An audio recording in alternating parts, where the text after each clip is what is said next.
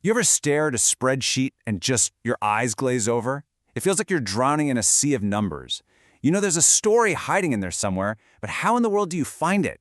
Well, in this explainer, we're going to do just that. We'll take a big jumble of data and turn it into a crystal clear story using a few simple but really powerful statistical tools.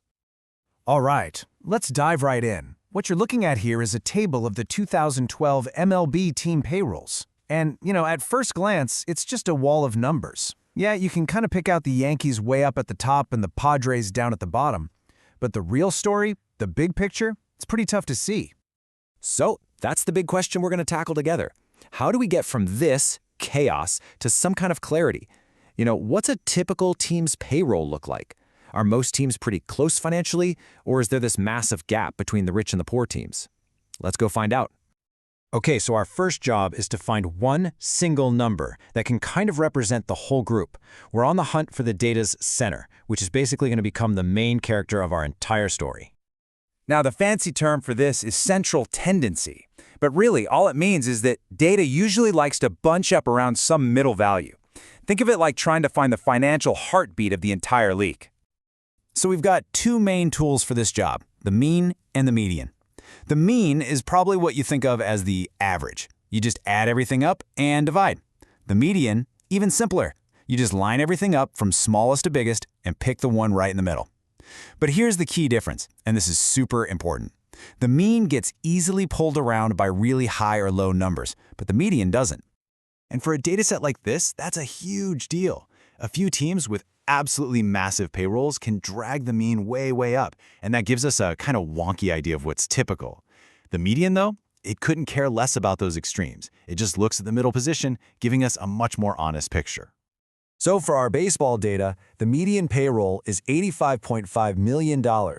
What that means is if you lined up all 30 teams from the lowest payroll to the highest, this number is the dead center. Half the teams pay more than that, and half the teams pay less. Simple as that. Okay, so knowing the middle is a fantastic start, but it's not the whole story, right? Now we need to figure out the range of our plot. Are all our characters huddled together in one spot, or are they spread out all over the place? And this question leads us to this idea of variability. We know the median is $85.5 million, but how far away from that are the other teams? This is the next chapter we need to uncover. The concept here is called statistical dispersion. It's just a way to measure how stretched out or squeezed together our numbers are. If there's low dispersion, it means most teams have pretty similar payrolls. But high dispersion? That suggests there's huge financial inequality in the league, and that can have a massive impact on who wins and who loses. To measure this, we use something called quartiles. And the idea is pretty simple. You take your sorted list of teams, you find the median, and then you find the median of just the bottom half. That's your first quartile, or Q1. Then you do the exact same thing for the top half to get the third quartile, Q3. And the teams that fall between those 2 points, that's the real core of the league. And the distance between Q1 and Q3 has a name, the interquartile range, or IQR for short. This number is so incredibly useful because it tells us the payroll range for the middle 50% of the entire league, and it completely ignores the crazy big spenders and the super thrifty teams at either end. For our data, the IQR is $43 million. So what does that mean? It means the middle half of all MLB teams back in 2012 had payrolls that fit inside this $43 million window. And that tells us something really important. There's a pretty big middle class in the league, a whole bunch of teams that are working with similar amounts of money. So, we found the center of our story, we've measured the spread of the main plot, and now for the really fun part. Let's go find the characters that just don't fit in, the exceptions to the rule. In statistics, these exceptions are called outliers. They're data points that are so far away from everybody else that they almost seem like they're from a totally different story.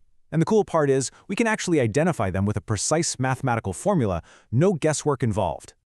It's called the 1.5 times IQR rule, and it's pretty much the standard way to scientifically flag an outlier. All you do is take your IQR, multiply it by 1.5, then you subtract that number from Q1 to get a lower fence, and you add it to Q3 to get an upper fence. Anything that falls outside of that range, that's officially an outlier. So let's run the numbers. Our lower boundary comes out to $10.5 million. Now, if you look back at our data, the lowest payroll was $55 million. So no teams fall below this. We don't have any outliers on the low end. Okay, but what about the upper boundary? The calculation gives us $182.5 million. So the big question is, are there any teams spending more than that? Well, let's take a look at the top 5 spenders. You can see the Phillies and the Red Sox. Man, they are getting close to that line, but they're still technically inside it. But take a look at the very top. Oh yeah, one team has definitely jumped the fence. And this is where it all comes together. We found it. The New York Yankees, with their $180 million payroll, are a statistical outlier. They are, quite literally, in a financial league of their own. And this isn't just an opinion. The data proves they are playing a completely different game. So we did all the detective work. We found the center, we measured the spread, and we hunted down the outlier. Now let's bring it all together into a single, awesome image that tells the entire story in just one glance. This right here is the 5-number summary. It's basically the DNA of our data's story. You've got the minimum, the first quartile, the median, the third quartile, and the maximum. These 5 numbers are the complete blueprint for the picture we're about to make. And that picture is called a box plot. It's this really elegant chart that shows you everything we just calculated. The box in the middle, that's the inner quartile range. That's our middle 50% of teams. The line inside the box is our median. The whiskers stretch out to the highest and lowest regular teams. And any outliers, well, they just get shown as a separate little dot. And here's the real takeaway from all this. We started with a totally confusing table of numbers, and we ended up with the clear story.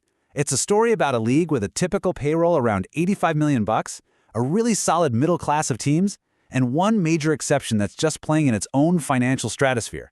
And that kind of leaves you with a question, right? What stories are hiding in the data all around you, just waiting to be told?